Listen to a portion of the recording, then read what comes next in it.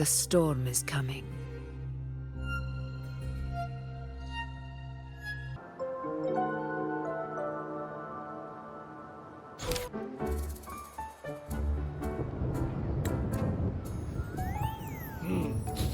Muggy day. Sky's gloomy, air's all wet. Oh, man. At least let me finish my sentence. Ugh. Ugh. Cold, cold, cold. Oh.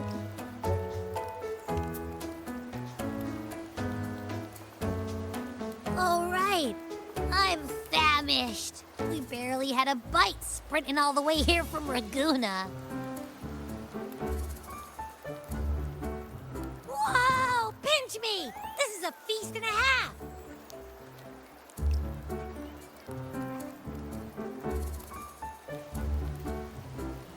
Hey, Rover. So, we did bring enough money, right? I mean, we kind of rushed out without grabbing anything. Oh, that. Don't worry, money's not an issue. Augusta made sure we're covered. All our food and lodging here in Septimont is built straight to the F4's palace. But I think the owner might have overdone it a little. Ha! Better get used to it. You're the champ of the Great Aegon. And you know me. If food's on offer, I'll be a scoffer. Yeah, no leftovers, guaranteed.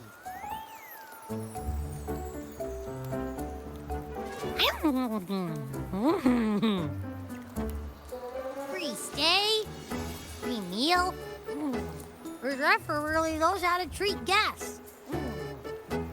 Maybe we should, you know, hang around a bit longer.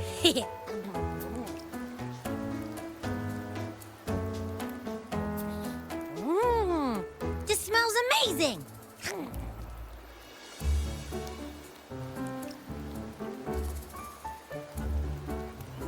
Abby, what do you think Imperator wants me to find? If Cardathia's right, the last clues should be somewhere on the Sanguis Plateaus. We're so close to the finish line. Just one step away. But our pace has slowed. Relax. We're already back in Septimont. What's the rush? I remember Lupa said there's this weird blight cloud hanging over the Sanguis Plateaus.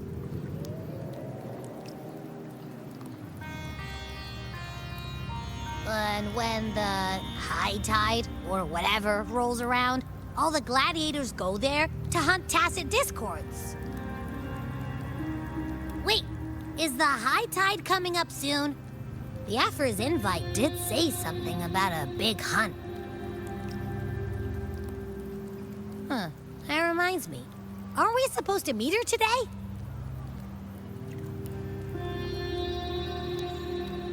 A messenger came this morning. Augusta is dealing with an emergency, so our meeting's postponed. Looks like it'll be a while. An unexpected change. It's throwing everything off course. I don't like the feel of it. And why me for this hunt?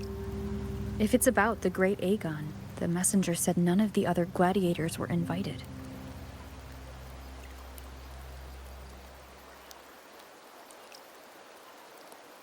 Who knows? Maybe she just wants to test her strength against you.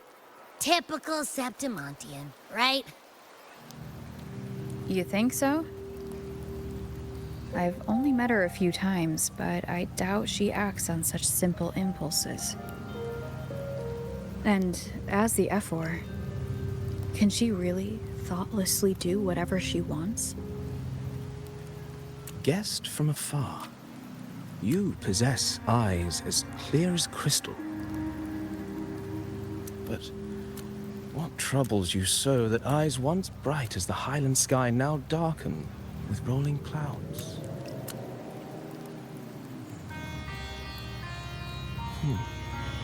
A warrior who walks the blade's edge does not falter over trifles. The clouds, if I may guess, are cast from the throne. At the peak of Capitolini Hill, beneath the pale walls of the Ephes Palace, secrets lie buried. And the most intricate among them are those born from the pursuit of power. Even one as honorable as the Epher must learn when to be ruthless. In Septimont, a city forged in iron and blood, anyone who seeks the throne without knowing the cost is no better than a lamb marching to the butcher's knife.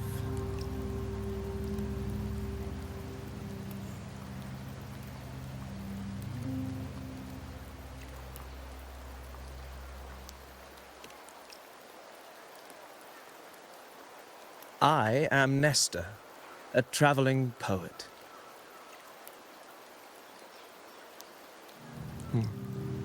The rains in Septimont never seem eager to leave this season. So then,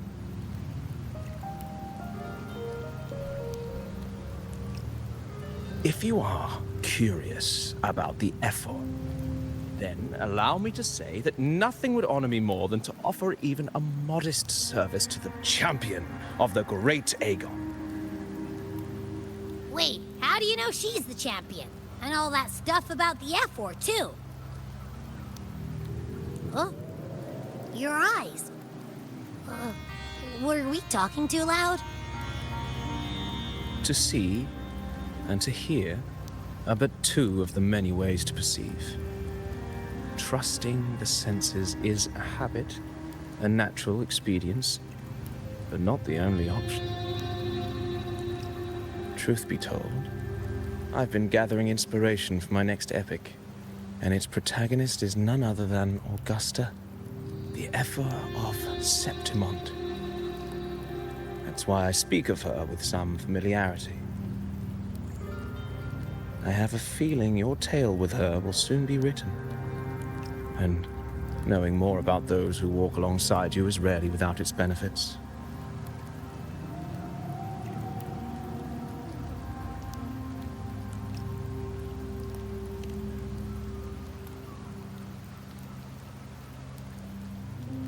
Augusta, a girl of humble birth, a resonator of modest talent, a commoner without noble patronage, and yet, from the den of wolves that is Septimont City, she rose and eventually claimed her place. Just like the burning sun was once a cloud of dust.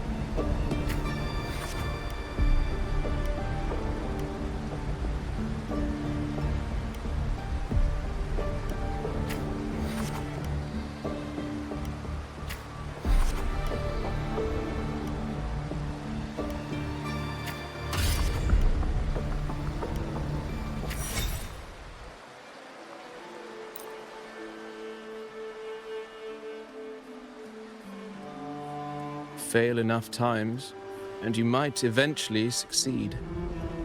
Should we call it resilience? Or mere stubbornness? Or perhaps, for a girl who has lost everything, there was never a second option.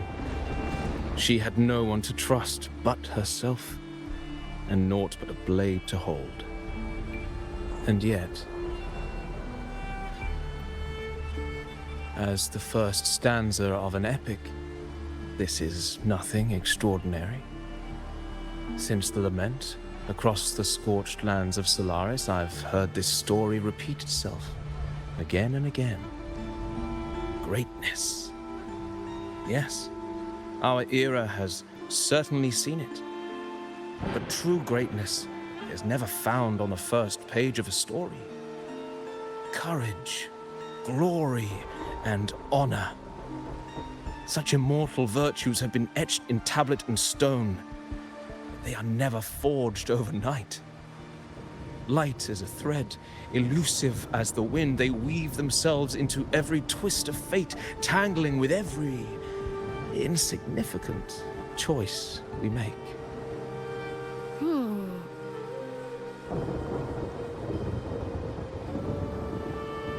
I don't know. It's just unbelievable. The Augusta he's talking about, and the F-word we saw in the arena. No way they're the same person.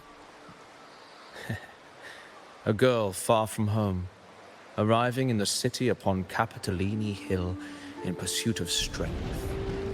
No title, no status, no wealth. I doubt anyone at the time could have imagined her rising to where she is now.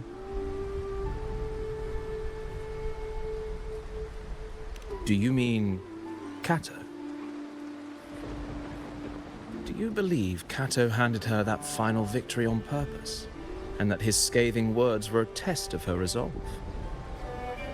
Then Kato must have been an idealist to place his faith in a girl with nothing to her name.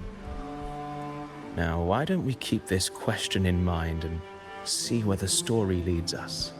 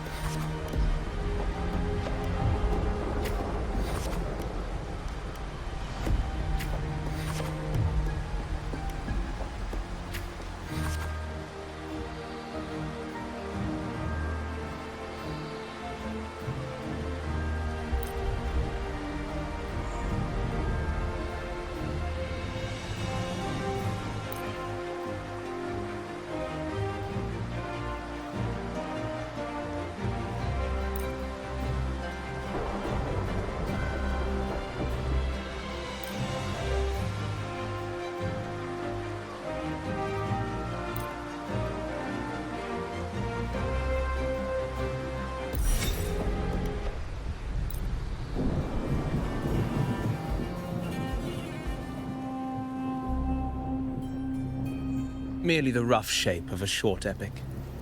This is all I can offer about the Ephor.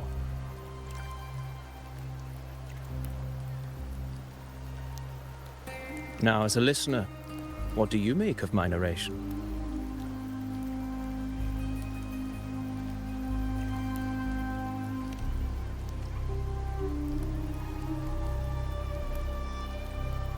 I appreciate your kind words, my generous listener. I am only a humble wordsmith, spinning verses and rhymes. The essence of poetry is granted by those who dare defy their fate. But there is one thing I must confess. Through my words, your knowledge of the Ephor is partial, at best. Poetry can only offer a glimpse of the true story, the reality of people, events, and things slips beyond the grasp of words. I do not belong in the pages of the epic, so I remain confined to the observer's gaze. I can imagine events and emotions unfold, but I cannot truly recreate them. Here's some advice for you, though I hesitate to call it such. If you want the truth of a story, step into it. Become part of it. The opportunity stands before you now. As I've said, the tale between you and Augusta, the hero of Septimont, is only now turning its next page.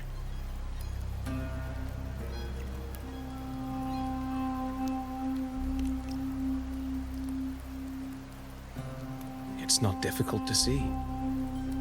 Fate flows like the stars, tracing their course. Your destination is written in the steps you take.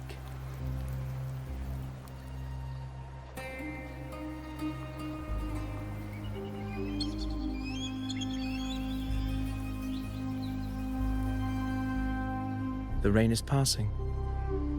I hear it ceasing its symphony upon the earth. It is time for farewells.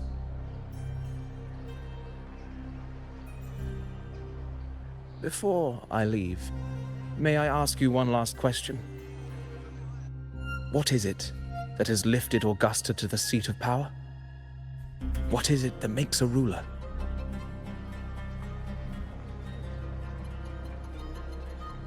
Well, I'd say strength.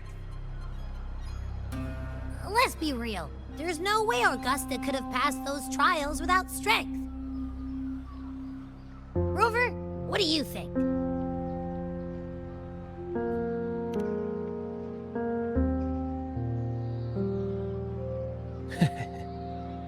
You needn't rush to answer now. Keep it in mind as you continue your journey. When the final chapter is written, the answer will reveal itself.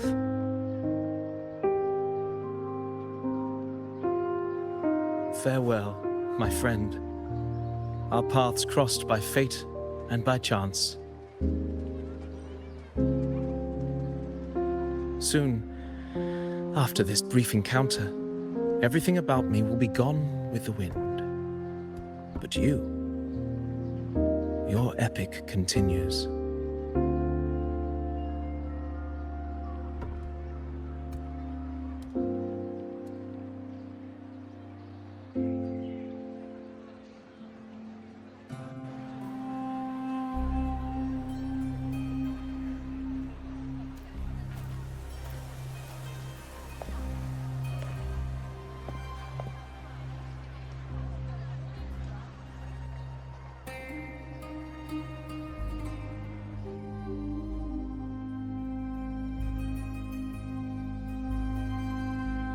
Your Excellency, you have indulged her too much. As the priestess, Iuno is far too unruly in both action and word. It's a disgrace to her title. Indeed. She entered the palace unannounced, uninvited, and with no decorum. A blatant affront to the authority of the palace. Same as always. Senators, all she crossed was a doorway. One too insignificant to carry the weight of our authority, or defend anyone's fragile pride. Let us not forget, it is not the walls of Capitolini Hill that command fear. It is my will, my sword, and our relentless conquest. I know your fear. You fear a priestess's voice drowning yours, and a rebel challenging the Senate's rules. But listen well. Power does not bow to sycophants, cowering behind their traditions. If you seek power, then step from the shadows. Face me, and prove yourself worthy.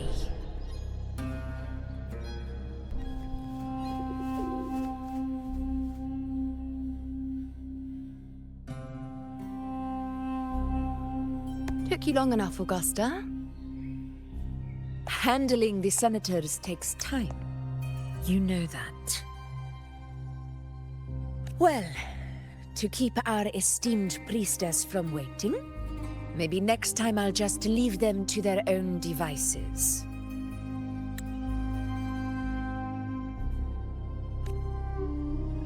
I'll make sure they record every detail of your feat, and relay it word for word to Grandmother Lilibet. Priestess Iuno.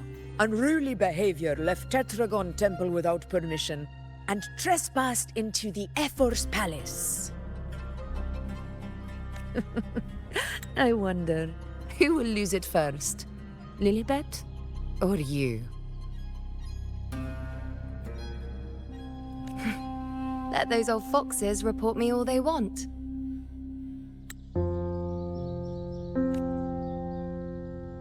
If they step into the tetragon left foot first, I'll shoot the left. Right foot first, I'll shoot the right. Hey, I'm with you on that one.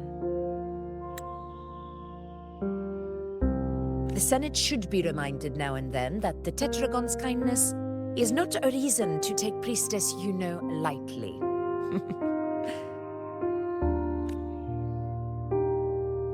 Why didn't you wait there? I had everything handled. We depart for the hunting ground tonight. If anything changed, you could have reached me by my terminal. You didn't need to come all the way here. I want you free of duty until that day arrives. You're overthinking it, Augusta. I'm here to see that person. Grandmother Lilibet said her fate is one of unknowable void. Sounds intriguing enough to make time for. So that's it? Too bad. The ship from Laguna won't dock until tomorrow morning, and we'll be gone by then. Ugh, what a hassle.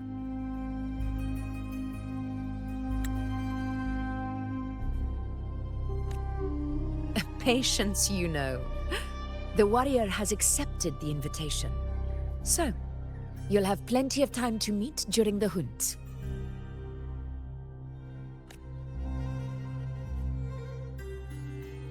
Is there something else you want to say?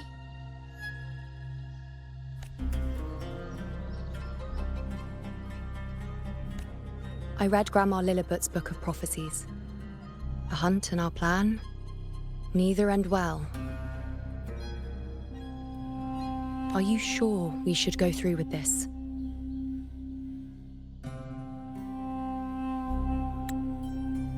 Risk does not trouble me.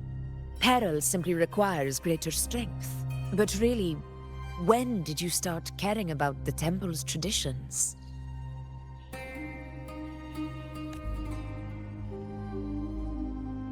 O ye faithless of Septimont, the divinity is enraged.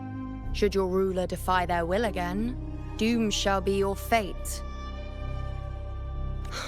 Lately, I've been hearing murmurs from the nobles again about the ancient prophecy from Ragusa. I will admit, those words once carried weight.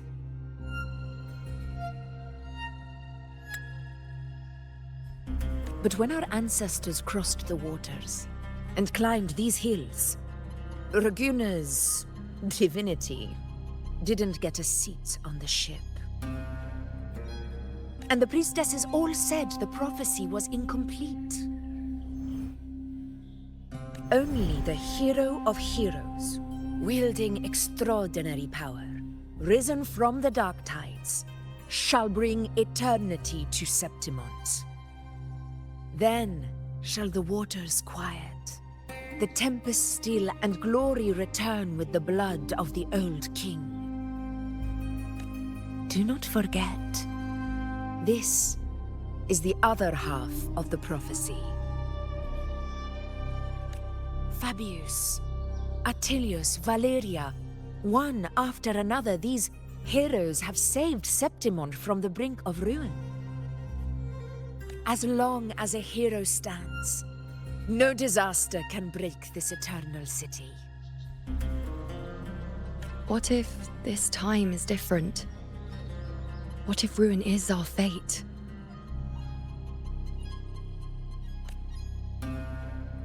Then I will sever that fate with my blade.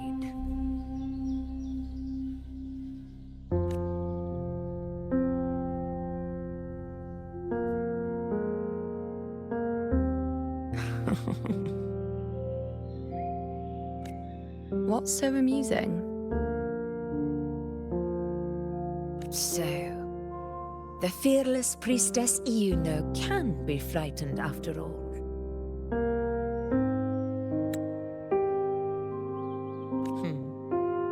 But it's fine. If you're afraid, don't push yourself. I can handle this alone.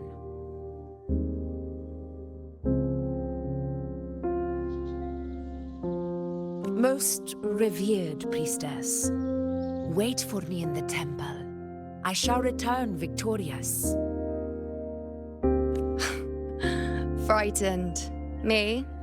If anything, it's you, trying to shut me out and face it alone. Fine. Go ahead. You'll come back to me sooner or later. That I can't deny. I knew it. So you do need me for this hunt. Thank you, Iuno.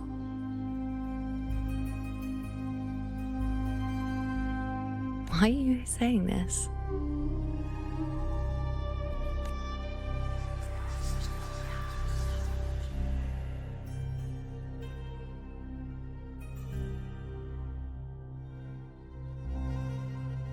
The storm is coming.